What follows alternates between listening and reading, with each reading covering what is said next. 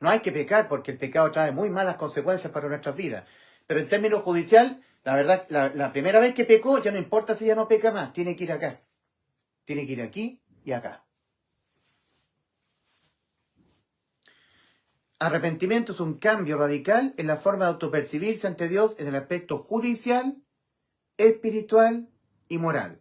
Y estando el ser humano en su condición de ser injusto, moralmente corrompido, porque por eso pecó.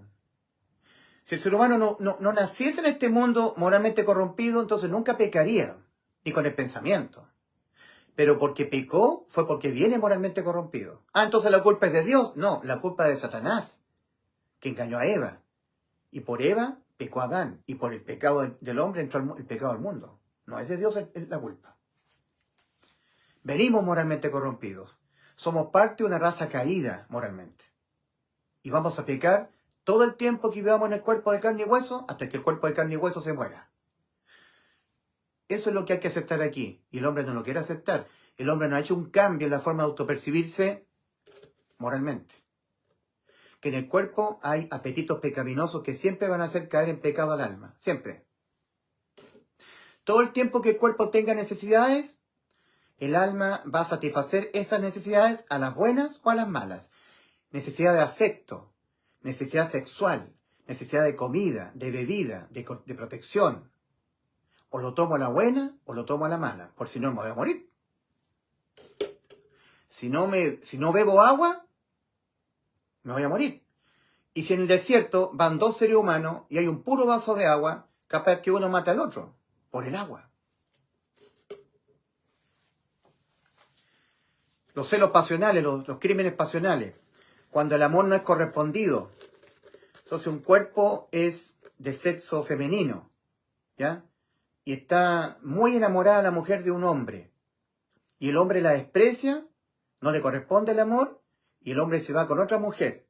Entonces esta mujer no satisfació su deseo emocional. Entonces toma un cuchillo y le quita la vida. O a la mujer de su hombre que ama, o le quita la vida al hombre. Pecado pasional. Todo cuerpo que tenga necesidades, que tenga que ser satisfecha, va a pecar.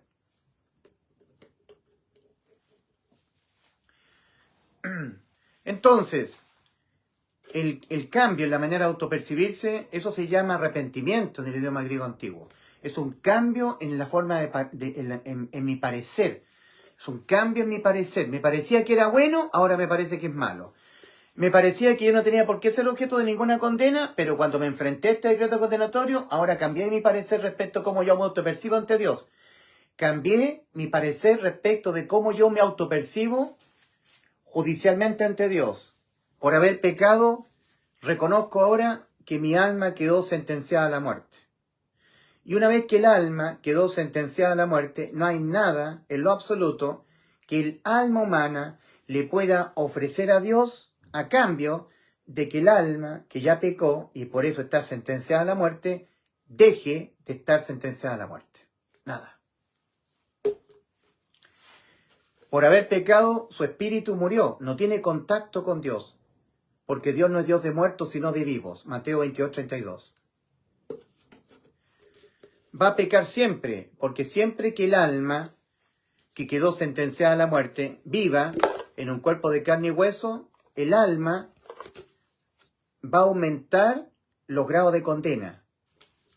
Conforme el alma, viviendo en un cuerpo de carne y hueso, vaya pecando, va a ir aumentando las condenas, va a ir quedando más condenada. Y este proceso de ir acumulando condenas tras condenas conforme el alma va pecando, viviendo en un cuerpo de carne, es un proceso que no se puede revertir.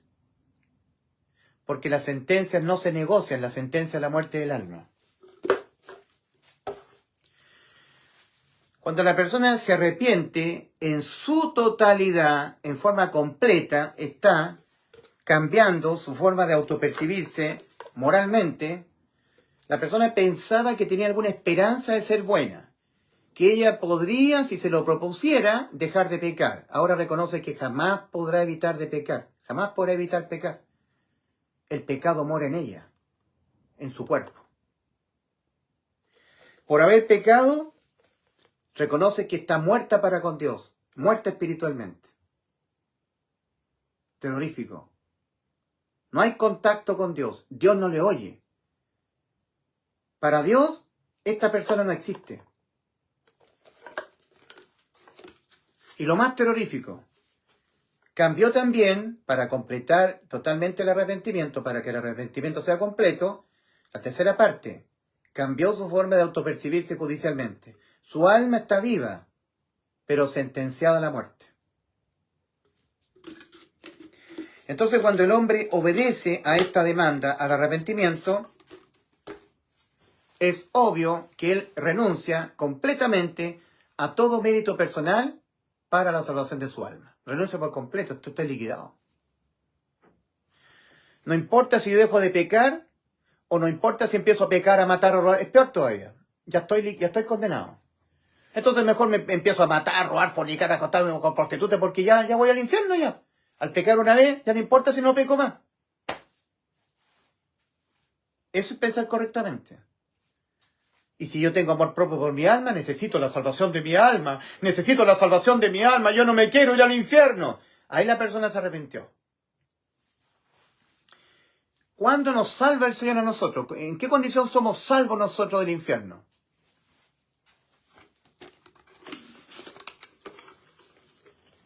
¿Cuando nuestro espíritu está vivo? ¿O cuando nuestro espíritu está muerto? Pregunto yo, ¿en qué momento el Señor nos salva el alma? ¿En qué momento nosotros hacemos efectiva la salvación del alma? ¿Cuando nuestro espíritu está vivo o cuando nuestro espíritu está muerto? La respuesta correcta es, hacemos efectiva la salvación del alma cuando nuestro espíritu está muerto. Porque el alma es la que puede oír. El espíritu está muerto. No percibe las cosas que son del Espíritu de Dios. Entonces el alma tiene que prestarle oído a un vivo. Cuando el alma se arrepintió, entiende que tiene que buscar la salvación. Empieza a buscar la salvación. Ya se arrepintió. Reconoció que siempre va a pecar. Va a pecar hasta que su cuerpo muera. Que por haber pecado está muerto espiritualmente. Y estando muerto espiritualmente, no hay nada que él pueda hacer. Que su alma quedó sentenciada a la muerte.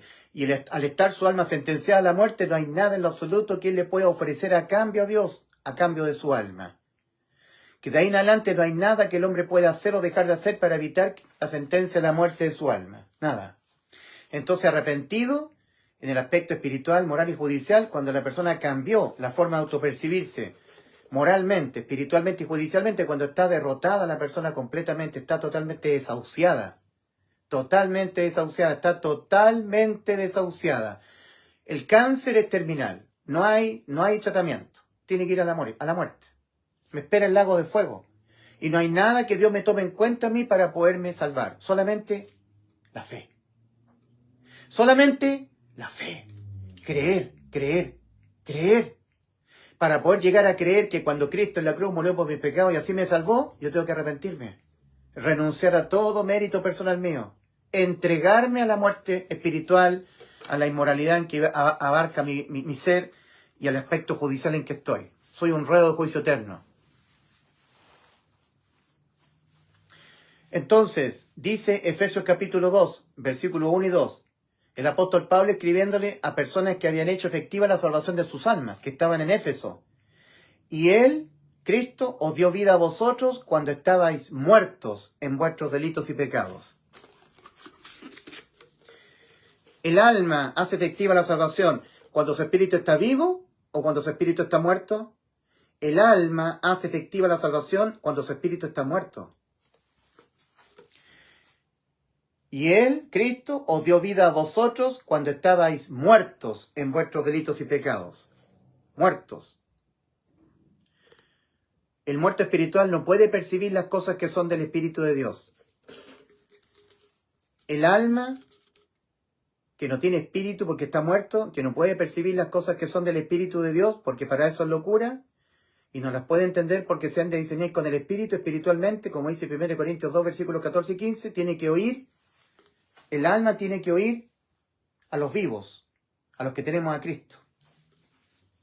Juan 5:25, Cristo dijo, de cierto os digo, viene la hora y ahora es cuando los muertos almas vivas sentenciadas a la muerte con sus espíritus muertos. Cuando los muertos oirán la voz del Hijo de Dios y los que lo oyeren vivirán.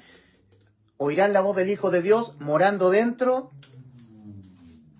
de las almas salvadas nacidas de nuevo, sus espíritus. Que estamos acá.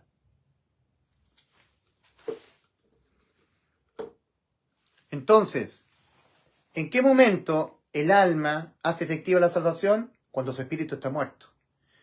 Esto también lo ratifica el apóstol Pablo en Colosenses 2, versículos 13 y 14. A los colosenses ahora. Al primero eran los efesios, que habían hecho efectiva la salvación de sus almas por la fe del Evangelio. Habiéndose arrepentido y habiendo depositado fe del Evangelio, entraron por la puerta estrecha. A los efesios.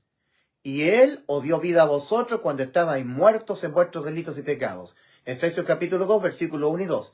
Ahora el apóstol Pablo escribe a los colosenses. Colosenses, y a vosotros, estando muertos en pecados, y en la incircuncisión de vuestra carne, Cristo os dio vida juntamente con Él, perdonándoos todos los pecados, anulando el acta de los decretos que había contra nosotros y que nos era contraria, quitándola de medio y clavándola en la cruz. ¿En qué condición la persona hace efectiva la salvación de su alma? ¿En qué condición espiritual? ¿Cuando está vivo o cuando está muerto? Cuando está muerto. Y a vosotros, estando muertos en pecados y en la incircuncisión de vuestra carne, os dio vida juntamente con Él. Colosenses capítulo 2, versículos 13 y 14. Y Él os dio vida a vosotros cuando estabais muertos en vuestros delitos y pecados. Efesios capítulo 2, versículos 1 y 2. Y Él os dio vida a vosotros, os hizo nacer de nuevo, os dio vida cuando estabais muertos. Pasar de muerte a vida. Entonces, para que un muerto espiritual, cuya alma está viva, pero sentenciada a morir, pueda oír la voz del Hijo de Dios, tiene que prestarle oído a la iglesia, a los que tenemos a Cristo morando dentro. Cristo le habla a los muertos usando a los vivos. ¿Entienden lo que lees? Le decía Felipe el evangelista al eunuco etíope. ¿Cómo entenderéis si no hay quien me lo explique? Felipe tenía a Cristo morando dentro. El eunuco etíope no. El eunuco etíope adoraba al Señor porque iba al templo a adorar. Iba a Jerusalén a ofrecer sacrificio. Pero no había conocido lo que hizo Cristo por él en la cruz. Y Felipe el evangelista le predicó el evangelio, lo entendió el eunuco y fue salvo. Y después se quiso bautizar en agua. Pero ya era salvo ya el eunuco etíope. Ya había sido bautizado con el Espíritu de Cristo adentro. Aquí hay agua, ¿qué impide que yo sea bautizado? Felipe le dijo, si crees de todo corazón, si has creído de todo corazón, ¿has creído de todo corazón? Sí, que Jesucristo es el Hijo de Dios, el Salvador. Listo, eres salvo ya, entonces bien puedes. Solamente los que ya han hecho efectiva la salvación de sus almas pueden bautizarse en agua. El bautismo en agua no es para ser salvo el alma, sino para que los ya han sido salvos, ellos puedan bautizarse en agua para hacerle entender a los muertos lo que a ellos ya les ocurrió, que el que fue ingresado dentro de ellos fue Cristo. El que fue sumergido dentro de sus cuerpos fue Cristo. Entonces el bautismo en agua es un bautismo que simboliza el bautismo invisible, el espiritual. Entendiendo que el bautismo significa inmersión. Cuando yo me sumerjo en el agua, estoy simbolizando a los demás que Cristo ha sido sumergido dentro de mí. El que tiene al Hijo tiene la vida. 1 Juan 5:12. El que tiene al Hijo tiene la santidad sin la cual nadie verá al Señor. Hebreos 12:14. El que tiene al Hijo tiene el testimonio en sí mismo, ¿verdad? Romanos 8:16. El Espíritu mismo da testimonio a nuestro espíritu de que somos hijos de Dios. El que tiene al Hijo está cual pámpano permaneciendo permanentemente en la vid que está dentro de él. La vid que es Cristo permanece permanentemente en mí y yo cual pámpano en Cristo. Se cumple perfectamente Juan 15, el 1 al 7. Cristo en mí y yo en Cristo. Es una fusión. Cristo en mí y yo en él. Bautismo. Pero para poder creer en esto, que es tan difícil de creer, que cuando Cristo en la cruz murió por nuestros pecados, nos dio la inmortalidad, antes hay que arrepentirse.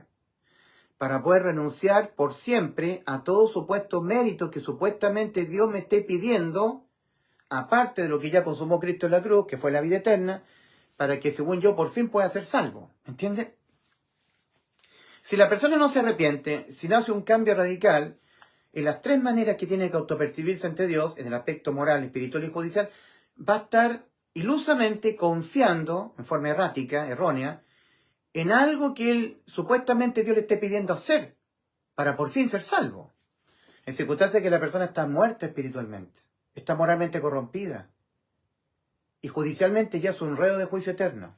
Es cosa que muera y tiene que ir al infierno, esperar en tormento el juicio, y por ese pecado cometido acá, y el resto de los pecados que pudo haber cometido, peor todavía, será lanzado al lago de fuego. Basta un pecado. Entonces el arrepentimiento, metanoia, le ayuda mucho a la persona para poder renunciar completamente a todo mérito humano, supuestamente solicitado por Dios, y le ayuda mucho a poder entregarse a la fe. O sea, el arrepentimiento ayuda a creer, ¿entienden? El arrepentimiento le ayuda al ser humano a creer en el sacrificio de Cristo que ha redundado en la inmortalidad en la vida eterna. Pues si la persona no se arrepiente, va a estar confiando ilusamente en algo que supuestamente Dios le esté pidiendo a él para por fin él ser salvo. Él va a creer, por no arrepentirse, va a creer que la salvación es compartida en cuanto a mérito.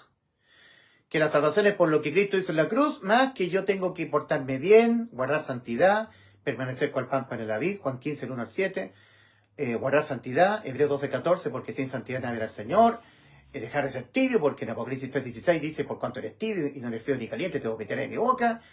Dejar de pecar voluntariamente, porque en Hebreos 12, versículo, en Hebreos 10, versículo, Hebreos 10, versículo, Hebreos 10, versículos 9 al 13, dice, porque si pecaremos voluntariamente después de haber recibido, no, Hebreos 10, versículos 13 al, ay, se me olvidó, voy a tener que consultar. ¿Dónde está? ¿Dónde está?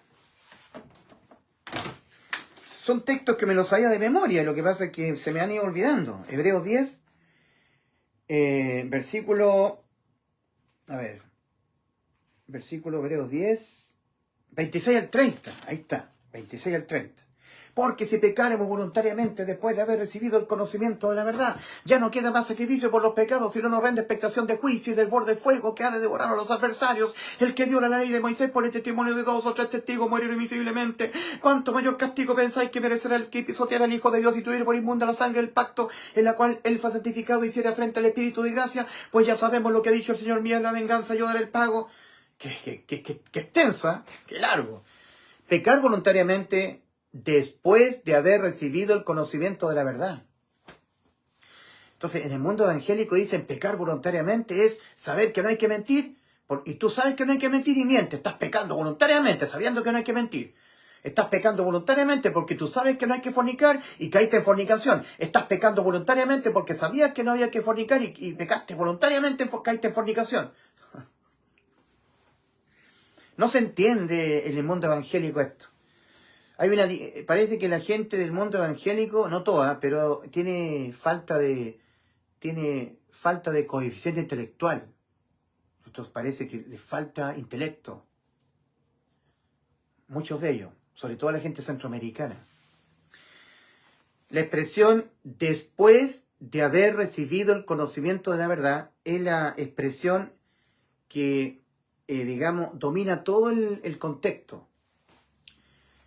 Después de haber recibido el conocimiento de la verdad que está en Hebreos 10, 14. Después de haber recibido el conocimiento de la verdad que está en Hebreos 10, versículos 17 al 18. Vamos a ir ahí. Hebreos 10, 14. Lo que pasa es que la gente no tiene Biblia. Es fácilmente engañable. Hebreos 10, 14. Dios dijo, porque con una sola ofrenda hizo perfectos para siempre los santificados. Este es el conocimiento de la verdad. Esa ofrenda fue Cristo, el que ofrendó fue el Padre. En Cristo fueron cargados nuestros pecados, en él fueron remitidos nuestros pecados en la cruz y Él los pagó por nosotros. Ya no los pagamos nosotros, nos salvó de pagarlo nosotros, nos salvó el alma. En Hebreos 10, versículos 17 al 18 dice, y nunca más me acordaré de vuestros pecados y transgresiones, porque donde hay remisión de estos, en donde todos los pecados del mundo han sido remitidos al cuerpo de Cristo crucificado en la cruz, y Él los paga en vez de nosotros, muriendo por nuestros pecados, porque así se pagan los pecados, con la muerte del alma. Entonces ya no hay más ofrendas por el pecado. Ya no hay más ofrendas por el pecado. Ya no hay más ofrendas. Ya no tienes que ofrendar una vida en santidad. Ya no tienes que ofrendar una vida de ser fervoroso dejando de ser tibio. Ya no tienes que ofrendar una vida de devoción. Ya, no hay más ofrendas por el pecado. La ofrenda fue Cristo. El que ofrendó fue el Padre. Juan el Bautista dijo de Cristo, Él es el Cordero de Dios que quita el pecado del mundo. Lo quitó. No existen más. Our sin no longer exists. Because Christ died for our sins. Alright? No existen más. No longer exist. No more. Our sins, nuestros pecados. Your sins, my sins. No longer exist. Criminally. Penalty. No existen más. Para Dios nuestros pecados ya no existen más. Los quitó todos Cristo en la cruz. Vamos a ser pecadores, vamos a ser castigados moralmente, vamos a ser castigados financieramente, en la salud, en muchas cosas, pero nunca más la parte penal, la muerte del alma. Cristo abolió la muerte contra el alma. Eso hay que creer. Entonces, en Hebreos 10, versículos 26 al 30, lo que está diciendo es, porque si pecaremos voluntariamente después de haber recibido el conocimiento de que con una sola ofrenda hizo perfectos para siempre los santificados. Hebreos 10, 14. Porque si pecaremos voluntariamente después de haber recibido el conocimiento de que nunca más Dios se acordará de nuestros pecados y transgresiones, porque donde hay remisión de estos, no hay más ofrendas por el pecado. Hebreos 10, versículos 17 al 18. Eso es pecar voluntariamente. Rehusar creer que cuando Cristo murió por nuestros pecados, realmente Cristo nos dio la vida eterna. En Juan 3:36 dice, el que cree en el Hijo de Dios ha dicho, yo le doy vida eterna, Juan 10:28. Tiene vida eterna. Pero el que rehúsa creer en el Hijo no verá la vida, sino que la ira de Dios permanece sobre él, está sobre él, permanece sobre él. El que rehúsa creer. Entonces, pecar voluntariamente después de haber recibido el conocimiento de que con una sola ofrenda hizo perfectos para siempre los santificados, Hebreos 10:14, de que nunca más Dios se acordará de nuestros pecados y transgresiones, porque donde hay remisión de estos no hay más ofrendas por el pecado, Hebreos 10, versículos 17 al 18, es rehusar creer en el Hijo. Porque si pecaremos voluntariamente después de haber recibido el conocimiento de la verdad, Hebreos 10:14, Hebreos 10, versículos 17 al 18, eso es rehusar creer en el Hijo.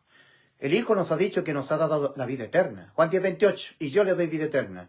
Juan 19:30, consumado es. Está consumada la vida eterna. Yo rehúso creer. Eso es pecar voluntariamente después de haber recibido el conocimiento de la verdad. En manera alguna es que yo sé que no hay que mentir y yo miento, estoy pecando voluntariamente. Yo sé que no tengo que masturbarme y me masturbo, estoy pecando voluntariamente. Yo sé que no tengo que faltarle respeto a mi papá porque es honrar al padre y madre y yo lo deshonro voluntariamente. No, eso lo hacemos todos. A diario, todos los días pecamos voluntariamente. Nadie nos pone una pistola aquí en la mente para que no pequemos. Pecamos porque nos gusta el pecar. Si no nos gustara pecar, no pecaríamos. Así de simple. Sí, es súper simple este tema. Lo que pasa es que el mundo religioso, santurrón, evangélico, tergiversa todas las verdades de la Biblia. Entonces, en la cruz del Calvario, Cristo le dio cumplimiento a una promesa a la cual añadió juramento, ¿verdad? Entonces nosotros vamos a lo que ocurrió en la cruz. Mateo capítulo 27, versículos 45 y 46, y Juan capítulo 19, versículos 25 al 30. Anótalos por favor, son muy importantes esos versículos, porque nos hablan de lo que ocurrió en la cruz. Mateo capítulo 27, versículos 45 al 46, y Juan capítulo 19, versículos 25 al 30. Entonces, tal y cual como pasa en un pabellón quirúrgico, nuestro Señor Jesucristo fue cargado con todos nuestros pecados, desde la hora sexta hasta la hora novena, crucificado en la cruz. Siempre teniendo comunión con su Padre, el Padre en Él y Él en el Padre. Cerca de la hora novena, Cristo exclama, Dios mío, ¿por qué me has desamparado? El Padre le quitó el amparo. Cristo quedó solo en la cruz. Elí, Elí, lama sabactani. Como tenía todos los pecados nuestros, Cristo, el Padre lo desamparó. Eso es muerte, separación. Se separó el Padre respecto de su Hijo, lo cual nunca había ocurrido en la historia. Entonces, sumido en el dolor de estar solo en la cruz, estaba cerca de la cruz María, su madre, y su discípulo amado, Juan. Pero viene una oscuridad densa, donde se oscureció todo el planeta Tierra. O sea, todo el planeta Tierra entró en densa oscuridad. Como dice Mateo 27, versículos 45 al 46. Desde la hora sexta, mediodía, hasta la hora novena, hubo tinieblas sobre toda la tierra. Entonces, para tratar de imaginarse lo que ocurrió en la cruz, hay que tratar de imaginarse conforme a lo que está escrito. Nuestro Señor estaba suspendido entre el cielo y la tierra con un cuerpo completamente molido por nuestros pecados, muy afectado, muy disminuido, había perdido mucha sangre y el Señor estaba tratando de respirar. Siempre María y Juan, que estaban observando, contemplando cerca de la cruz a Cristo, ellos pensaron que Cristo estaba en vida, todavía agonizante, una vida agonizante.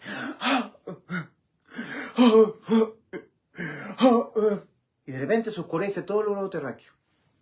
Todos los pecados nuestros cargados en su cuerpo, en la cruz. Entonces, nuestro Señor Jesucristo en ese momento sufre una detención de su corazón. Su corazón. En el Salmo 22:14 leemos: mi corazón fue como cera, derritiéndose en medio de mis entrañas. Entonces, lo más probable es que el corazón de Jesús se detuvo, sufrió un paro cardiorrespiratorio. ¿Ya? Entonces nosotros podemos entender que el cuerpo de Cristo, molido por nuestros pecados, nosotros podemos ver su cuerpo, podemos ver su sangre, que son cosas biológicas. La pregunta es, ¿se puede ver el alma? El alma es como la energía. La energía no se ve, pero lo que se ve es el efecto de que la energía esté aplicada al sistema, porque se ven las partículas de movimiento. Donde no hay partículas en movimiento podemos decir que no hay energía, pero la energía no se ve. Pero se ve el efecto de que la energía esté aplicada en un sistema de partículas. El efecto de que el alma esté en el cuerpo es que el cuerpo tiene vida, se mueve. El hecho de que el alma salga del cuerpo, lo cual es como la energía, ¿ya?, hace ver que el cuerpo no tiene vida, no tiene movimiento. No hay movimiento del cuerpo. Incluso el cuerpo se mueve cuando estamos durmiendo, cambiamos de posición, pero un cadáver no. El que tiene la vida es el alma, es como la energía. Entonces, en la cruz del Calvario, oscurecido todo el globo terráqueo, Cristo estaba agonizando, ¿verdad?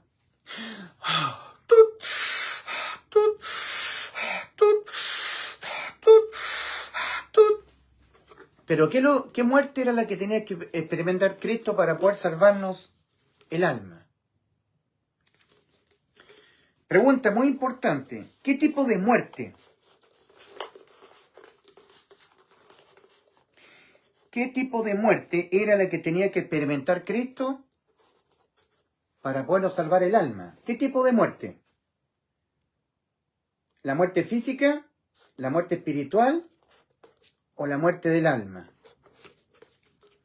¿Qué tipo de muerte? Me gustaría que respondieran los que me están oyendo.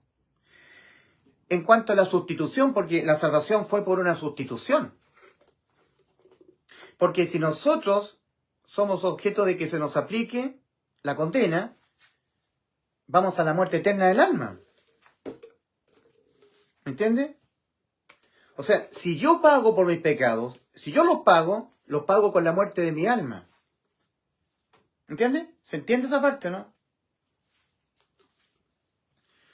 Entonces, si Cristo me sustituyera la muerte física, ¿me habría salvado el alma? No. Si Cristo me sustituyera mi muerte espiritual, ¿me habría salvado el alma? No. ¿Cómo decía el decreto, este decreto de Éxodo capítulo 21, versículos 23 al 25? Mas si hubiere muerte, pagarás vida por vida. ¿Y dónde está la vida? ¿Dónde está la vida? En el alma. Ahora podemos entender cuando nuestro bendito Señor y Salvador Jesucristo estaba angustiado en el huerto de Getsemaní. En Mateo 26:38 leemos, Cristo decía el Señor, no mi espíritu, no, mi alma está muy triste hasta la muerte, mi alma. Cristo no dijo Cristo, mi espíritu mi espíritu está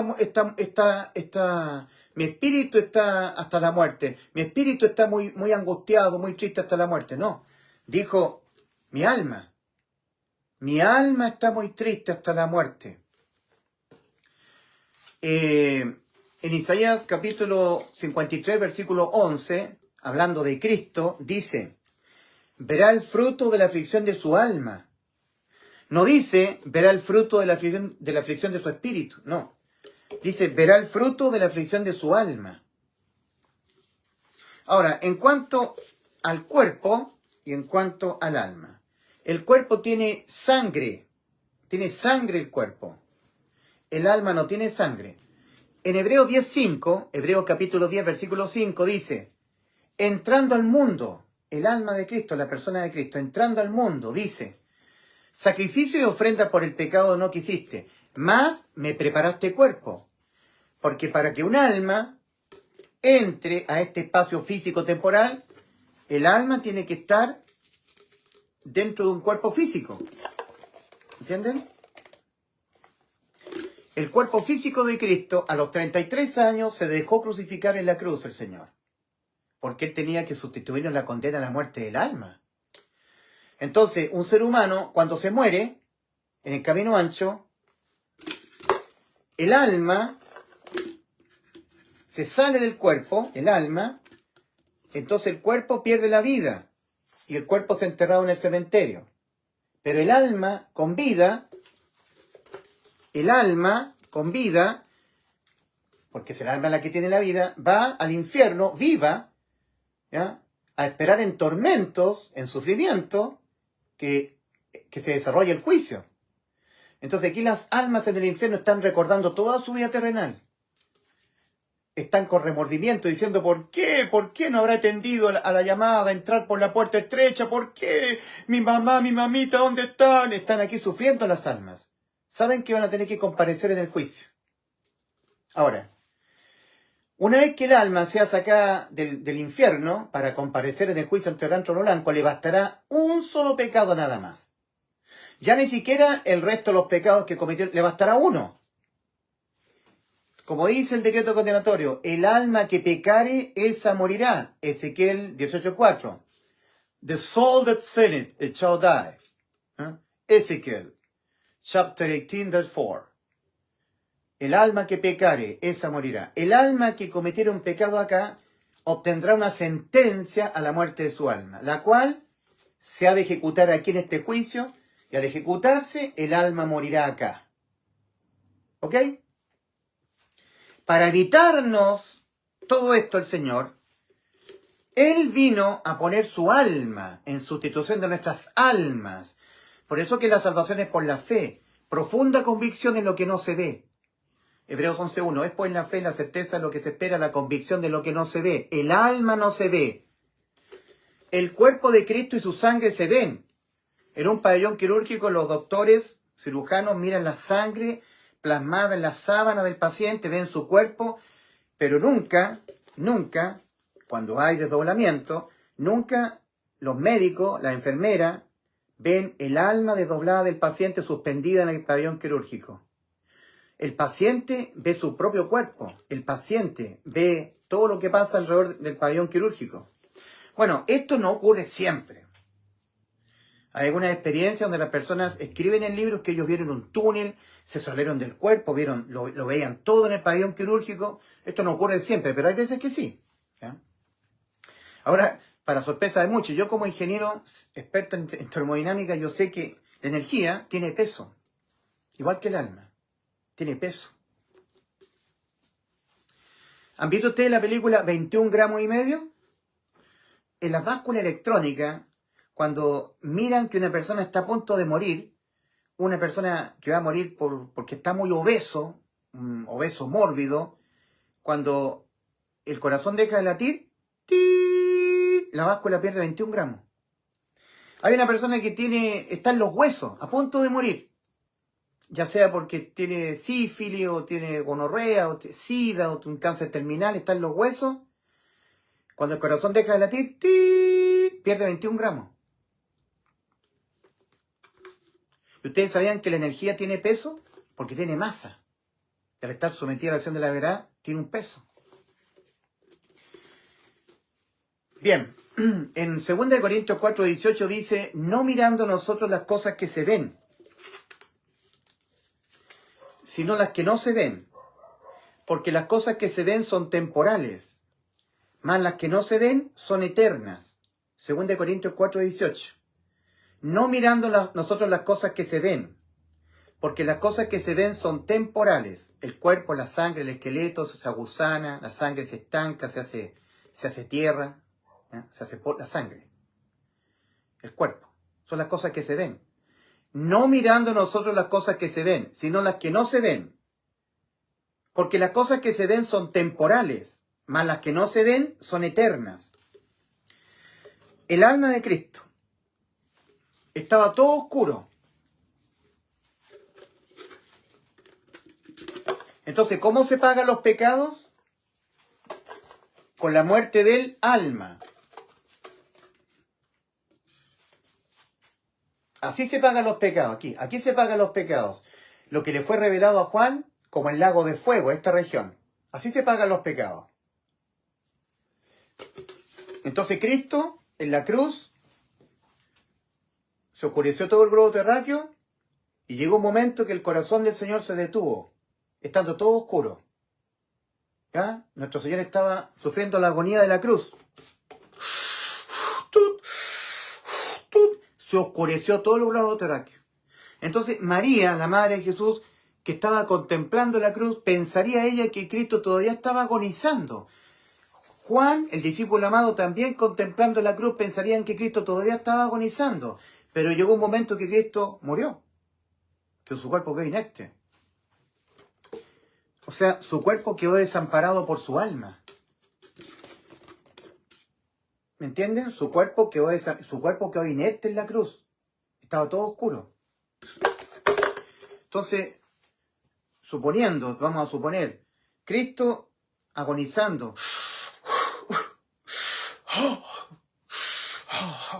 Se oscureció todo el globo terráqueo. Cristo está.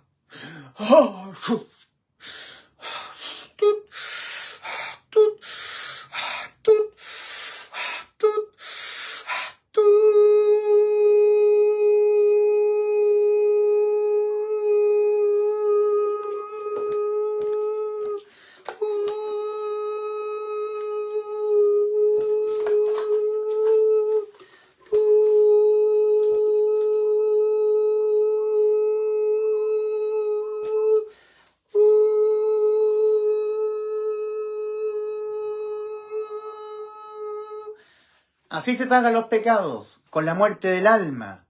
Así se pagan los pecados. El alma que pecare aquí, esa morirá acá. Así se pagan los pecados plenamente, con la muerte del alma. Y el alma no tiene sangre. El cuerpo tiene sangre, pero el alma no tiene sangre. Era alma por alma. Éxodo capítulo 21, versículos 23 a 25. Mas si hubiere muerte, pagarás vida por vida, alma por alma. Mi alma está muy triste hasta la muerte. No mi cuerpo, no mi espíritu. Mi alma. Mateo 26, 38. Verá el fruto de la aflicción de su alma, no de su espíritu, no de su cuerpo, de su alma, y quedará satisfecho. Isaías 53, 11. Entonces, el Padre le había encomendado a Cristo poner su vida y volverla a tomar. Juan capítulo 10, versículos 17 al 18. Lo dijo Cristo: por esto me ama el Padre, porque yo tengo poder para poner mi vida. Tengo poder para poner mi vida. Entrando al mundo, Hebreos 10, versículo 5. Dice: sacrificio y ofrenda por el pecado no quisiste, ni te agradaron, más me preparaste cuerpo, entrando al mundo. Ahí nació el Señor, envuelto en pañales, puesto en un pesebre, después en los brazos de María. Ahí puso su vida el Señor, en un cuerpecito que estaba en el vientre de María. A los 33 años el Señor, el alma de Cristo, sustituyendo nuestras almas. Por esto me ama el Padre. Juan 10, versículos 17 al 18. Juan capítulo 10, versículos 17 al 18. ¿Dónde lo escribo? Juan capítulo 10, versículos 17 al 18.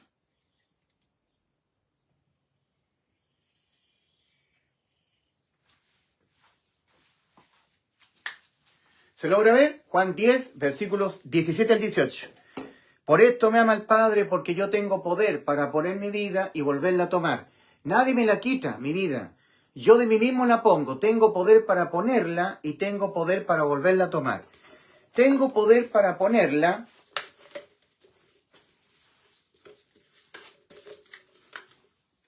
Entrando al mundo, Hebreos 10, versículo 5, dice, sacrificio y ofrenda por el pecado no quisiste ni te agradaron. Más me preparaste cuerpo. Puso su vida. Ya a los 33 años, crucificado su cuerpo en la cruz, el Señor se disponía a pagar en vez de nosotros la muerte del alma. Cristo tiene la inmortalidad, nuestras almas no. Nuestras almas tienen la eternidad, pero no la inmortalidad. Cristo puede, su alma, morir y volver a vivir, las almas nuestras no. Entonces Cristo nos sustituye la condena a la muerte del alma.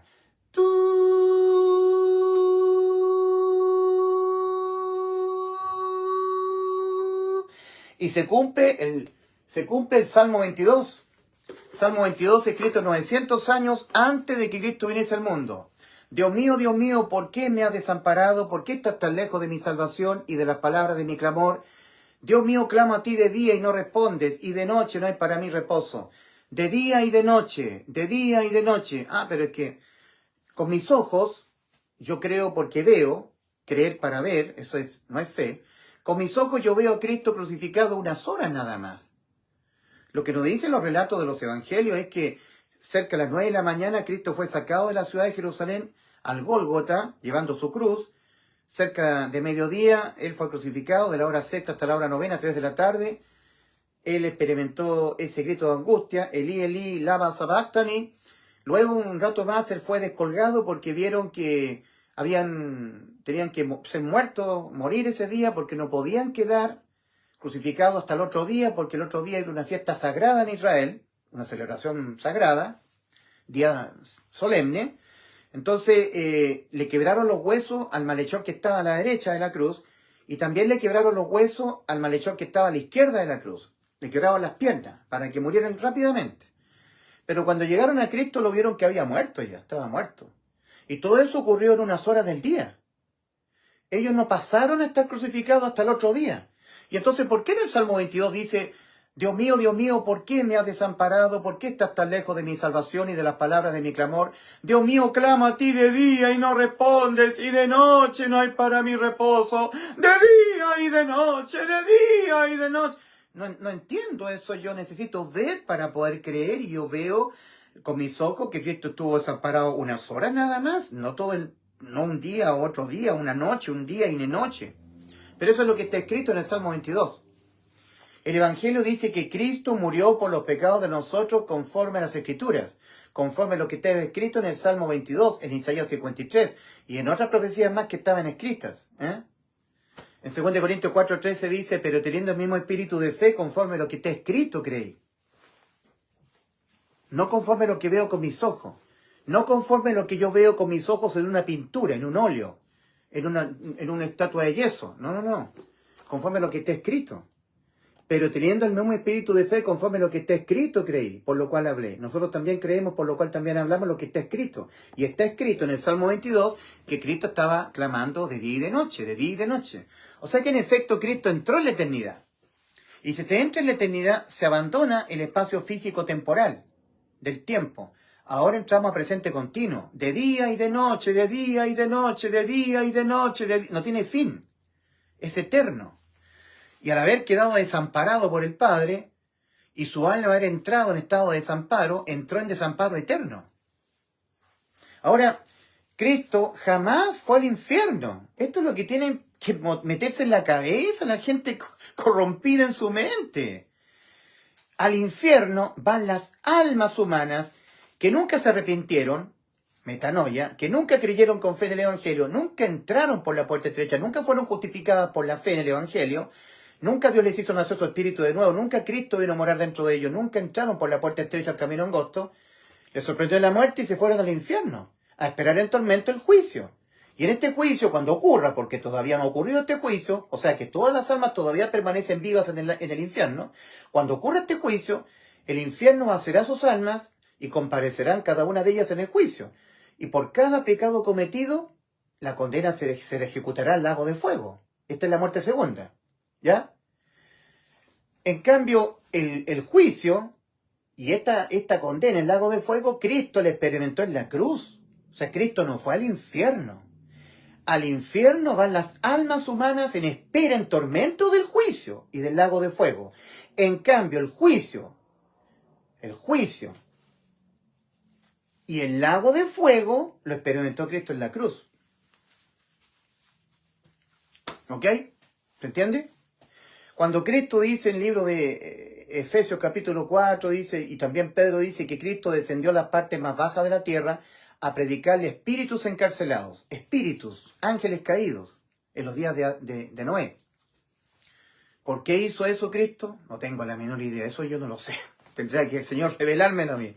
Le fue a predicar espíritus encarcelados, a los que pecaron en los días de Noé, como dice. Y luego tomó cautiva la cautividad y se le llevó al cielo. Todos los que estaban en el seno de Abraham. Pero Cristo jamás fue al infierno. No, al infierno es una antesala en tormento exclusiva de las almas humanas en espera en tormento del juicio. En cambio, el juicio y el lago de fuego lo experimentó Cristo en la cruz. Cristo jamás fue al infierno. Eso que quede muy claro. Entonces, ¿qué es lo que tenía que cumplir el Señor? ¿Qué es lo que tenía que consumar? El mandato del Padre. Lo voy a repetir. Juan 10, versículos 17 al 18. ¿Eh? Por esto me ama el Padre, porque yo tengo poder de poner mi vida, la puso Cristo en un cuerpecito gestado en el vientre de María, tengo poder para poner mi vida, y ahora Cristo nos sustituyó la condena, y para volverla a tomar. Nadie me la quita mi vida, yo de mí mismo la pongo, tengo poder para ponerla, y tengo poder para volverla a tomar. Este mandamiento recibí de mi Padre. O sea, eso es lo que tenía que consumar Cristo, volver a tomar su vida. Entonces, Cristo estaba agonizando en la cruz del Calvario, se había oscurecido todo el planeta Tierra, cargado con todos nuestros pecados, el Padre lo desamparó.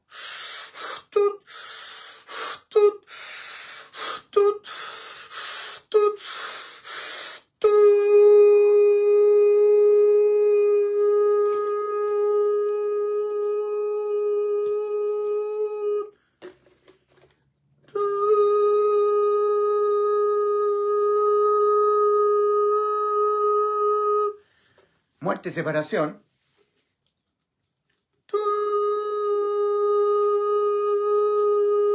Dios mío, ¿por qué me has desamparado? ¿Por qué estás tan lejos de mi salvación y de las palabras de mi clamor? Dios mío, clamo a ti de día y no respondes, y de noche no hay para mi reposo. Clamo a ti de día y de noche, y de día y de noche.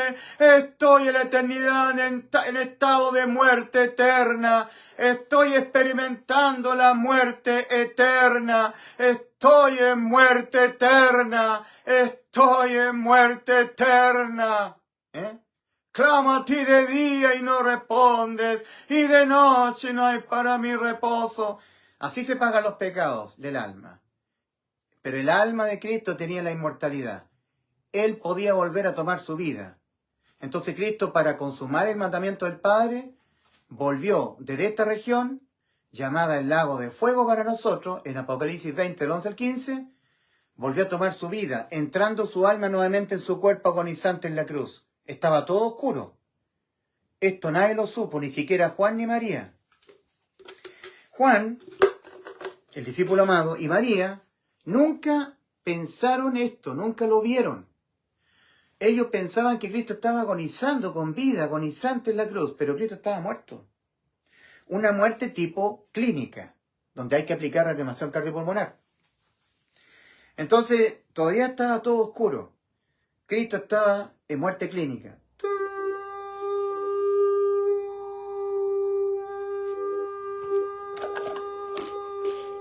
Muerte clínica.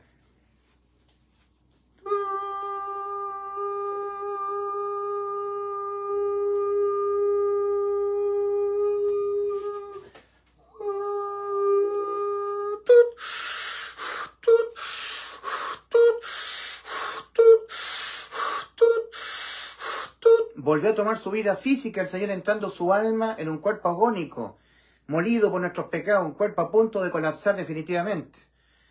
Se despejan las tinieblas. estaba María, la madre de Jesús, estaba Juan, el discípulo amado. Vamos ahora a Juan capítulo 19, versículos 25 al 30. Entonces Cristo, sin que María ni Juan supieran que Cristo había muerto transitoriamente, porque la salvación es sin ver, la salvación es por la fe, convicción de lo que no se ve, pero que está escrito en la Biblia. Entonces el Señor le habla a María y le dice, mujer, he ahí tu hijo, por el discípulo amado, por Juan. Y luego Cristo se dirige a Juan, estando ya Cristo a punto de exhalar el espíritu, a punto de morir. Le dice, hijo, he ahí tu madre. Y desde aquella hora el discípulo amado recibe a María en su casa. Este es el versículo, uno de los más espectaculares, los más grandiosos que usted puede oír. Juan 19, 28. Después de esto, sabiendo Jesús que ya todo estaba consumado. Después de esto, Juan 19, 28. Después de esto,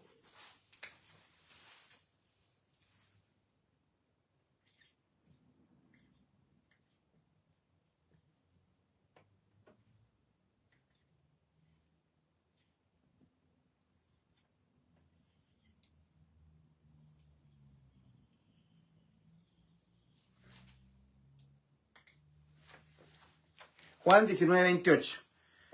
Después de esto, después de que el Señor le habló a Juan y le habló a María, o a María y a Juan, y Juan anotó que de aquella hora el discípulo amado recibía a María en su casa, después de esto, sabiendo Jesús que ya todo estaba consumado, dijo, para que la escritura se cumpliese, tengo sed. En el Salmo 22 y en otros salmos decía, en mi sed me dieron a beber vinagre. Estaba en un salmo escrito eso. Pero también en el Salmo 22 decía, mi lengua se pegó a mi paladar. Contar puedo todos mis huesos, entre tanto ellos me miran y me observan. Era parte de la crucifixión. Entonces, como el Señor ya sabía que estaba todo consumado, todo, pero no lo podía gozar porque le faltaba hidratarse, sabiendo Jesús, Juan 19, 28, que ya todo estaba consumado, dijo, para que la escritura se cumpliese, tengo sed. La pregunta es, ¿qué es lo que ya sabía Jesús, que ya todo estaba consumado? Al menos tres cosas. Al menos tres cosas estaban consumadas. La primera, la promesa con juramento que Dios le hizo a Abraham. En tu simiente, es decir, en mí, en Cristo, en Él, serán benditas todas las naciones de la tierra, o sea, conforme a la voluntad del Señor, de que todos los hombres sean salvos y vengan al conocimiento de la verdad. 1 Timoteo 2, versículos 3 y 4, que ninguno perezca, sino que todos procedan al arrepentimiento para salvación. 2 Pedro 3, 9.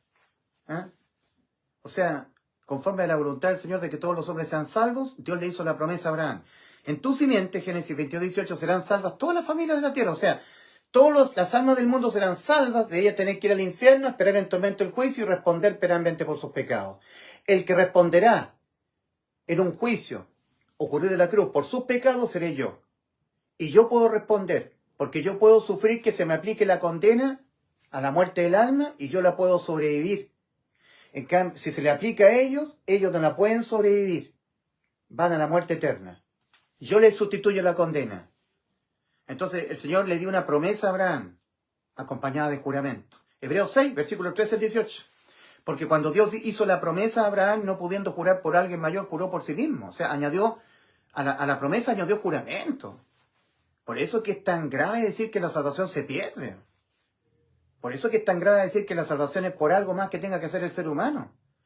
Si el ser humano hace efectiva la salvación de su alma cuando está muerto, cuando está moralmente corrompido, cuando está con su alma judicialmente condenada a la muerte, cuando se encuentra como un injusto todavía.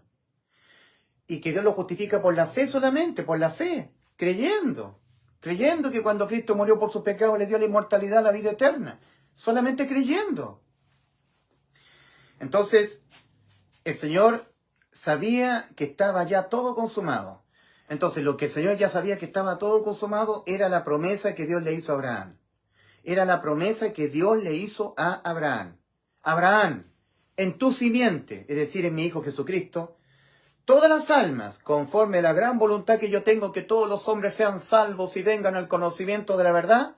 1 Timoteo 2, versículos 3 y 4. Que ninguno perezca, sino que todos procedan al arrepentimiento. 2 Pedro 3, 9. Todas las almas serán benditas, eximidas de tener que ellas ir al infierno, al juicio y al lago de fuego. Todo esto, el juicio y el lago de fuego, lo va a experimentar mi Hijo. porque mi hijo lo puede sufrir y lo puede sobrevivir. Ustedes no. Entonces mi hijo le va a sustituir la condena a la muerte eterna de sus almas. Todo esto es muy hermoso. Esto es evangelio.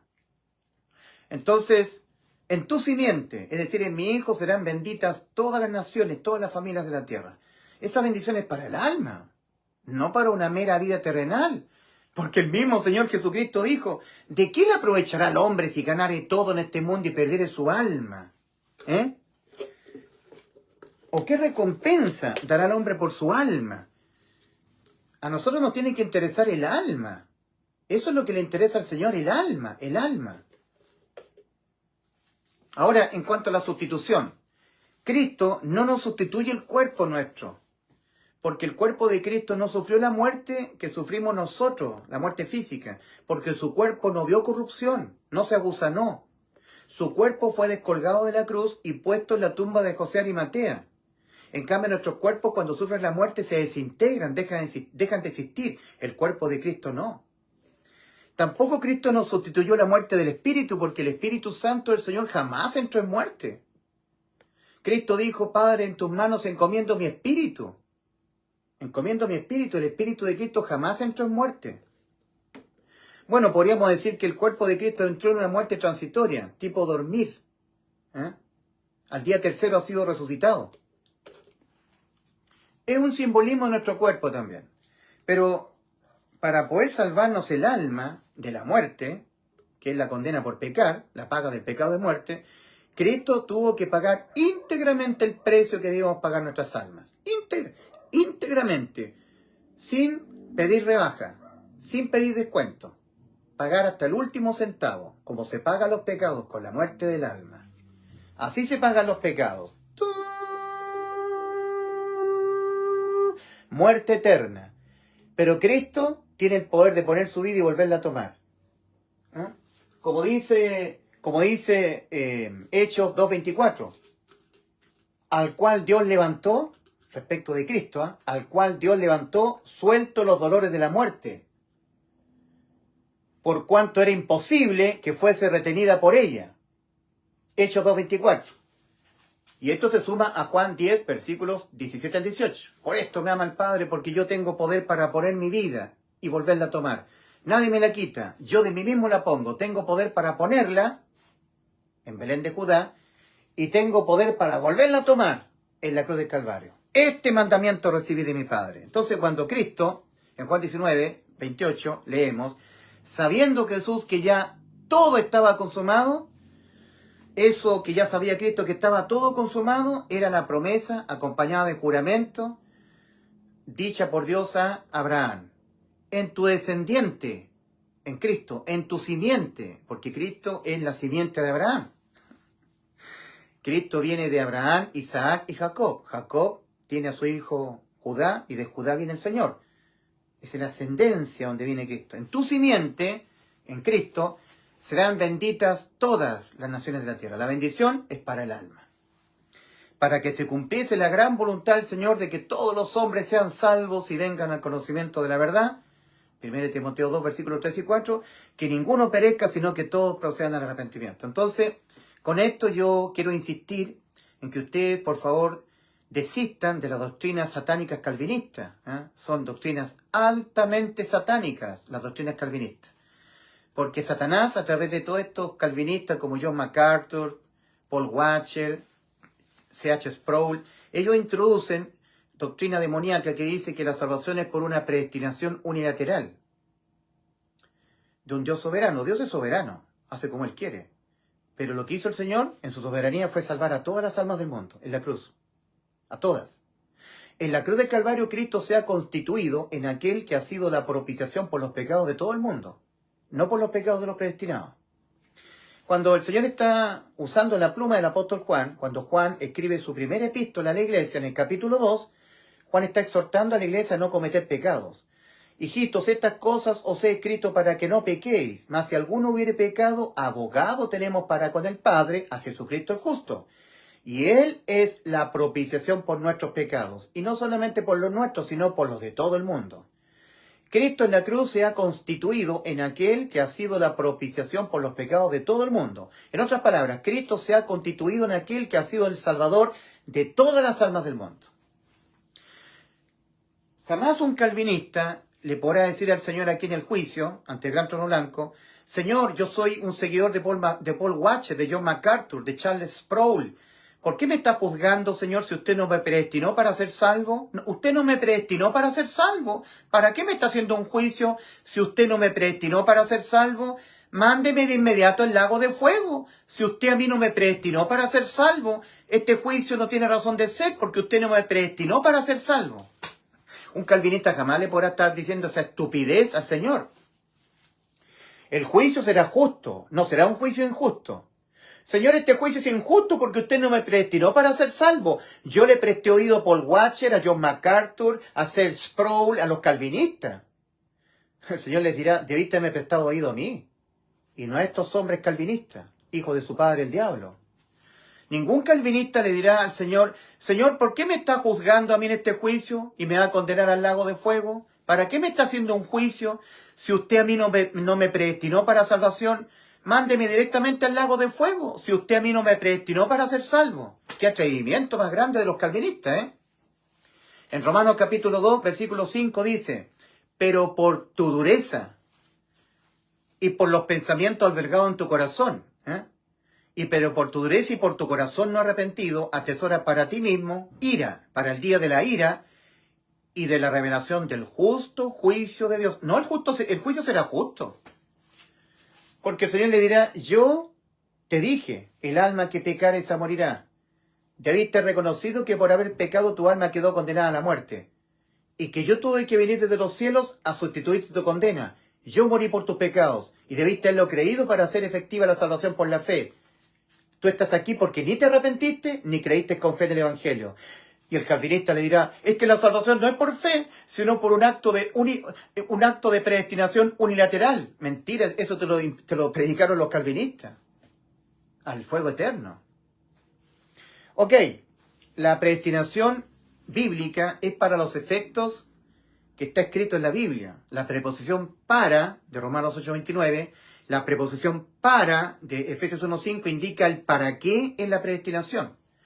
Romanos 8:29, a los que antes conoció, a estos también predestinó para ser hechos conforme a la imagen de tu Hijo, no para ser salvos. No, eso lo inventan los calvinistas. Adoptados para ser hechos hijos suyos, habiéndonos predestinados para ser adoptados hijos suyos, no para ser salvos. No, la salvación ocurrió en la cruz para todos los seres humanos del mundo, y la condena es por no creer, no por no haber sido predestinado. La condena es porque yo no fui predestinado. No, la condena es porque tú no te arrepentiste y no creíste con fe en el Evangelio. Es que si Dios no me daba fe para poder creer, porque Dios es soberano, yo no podía creer. Hechos 17, versículos 30 y 31. Hechos capítulo 17, versículos 30 al 31. Pero Dios, habiendo pasado por alto los tiempos de esta ignorancia, ahora manda a todos los hombres en todo lugar que se arrepientan, por cuanto ha establecido un día en que juzgará al mundo con justicia, por aquel varón a quien designó, habiendo dado fe a todos, a todos los hombres, con haberle levantado de los muertos. Y esa fe se adquiere oyendo la Biblia. La fe viene por el oír, y el oír por la palabra de Dios. Es que yo soy calvinista, y a menos que el Padre no traiga al Hijo, uno no puede ir al Hijo. Cristo fue levantado de la cruz para a todos atraer a sí mismo. El Padre trajo a Pilato a Cristo, pero Pilato tomó su propia decisión por el pueblo y no por Cristo. Dios siempre a usted lo va a traer a su Hijo, y es usted el que tiene que tomar su propia decisión por Cristo. Así que no le eche la culpa al Señor el que usted se vaya al infierno, como los calvinistas. Yo voy al infierno porque Dios no me predestinó para ser salvo. Hijo de tu padre el diablo, deja de seguir a esos inmundos calvinistas, hijo del demonio. Ahora, cuando Cristo volvió a tomar su vida, sabía que estaba todo consumado en la promesa que Dios le hizo a Abraham, acompañada de juramento. Hebreos 6, versículos 13 al 18, porque cuando Dios hizo la promesa a Abraham, no pudiendo jurar por alguien mayor, juró por sí mismo. Por dos cosas inmutables que no pueden modificarse, promesa y juramento, en las cuales es imposible que Dios mienta. Promesa y juramento. Entonces, Dios prometió y juró darle vida eterna a usted, a su esposa, a sus hijos, a sus nietos, a sus bisnietos, a sus tatarabuelos, a sus colegas de trabajo, sus vecinos, a todo el mundo. Ahora, esa inmortalidad, esa vida eterna que Cristo la prometió y la juró y la consumó en la cruz, hay que hacerla real por la fe. Hay que creerla. Usted tiene que creer que ya Cristo le dio la inmortalidad. La tiene que creer, pero no la tiene que creer dudándola u objetándola, diciendo sí, pero. No sé, Cristo me salvó, pero. Agregando dejar la tibieza, agregando dejar el pecado, agregando vivir una vida en santidad, agregando cuidar la salvación porque supuestamente se puede perder, agregando algo más a lo que fue totalmente consumado en la cruz del Calvario. ¿Qué es lo que ya sabía Cristo que estaba todo consumado? Juan 19:28. La promesa que Dios le hizo a Abraham. ¿Qué más? Lo que Cristo nos había dicho a nosotros, Juan 10:28. Y yo les doy vida eterna. También completa y absolutamente consumado. ¿Y qué más? Juan 19:28, sabiendo Jesús que ya todo estaba consumado. ¿Y saben qué? Cristo no había muerto todavía. Todavía estaba en la cruz.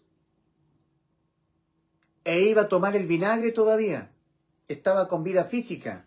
Levítico capítulo 17, versículo 11. Porque la vida de la carne, la sangre está. Y la vida de la carne de Cristo estaba en él. Y ya sabía que le había salvado el alma a usted. Ya sabía que le había dado la inmortalidad a su alma. Y todavía estaba con vida física. Entonces la salvación del alma no era sangre por alma, no. Era alma por alma. Alma por alma, lo que no se ve. La salvación es creer en lo que no se ve. Es por fe. Fe es convicción de lo que no se ve. Y el cuerpo y la sangre sí se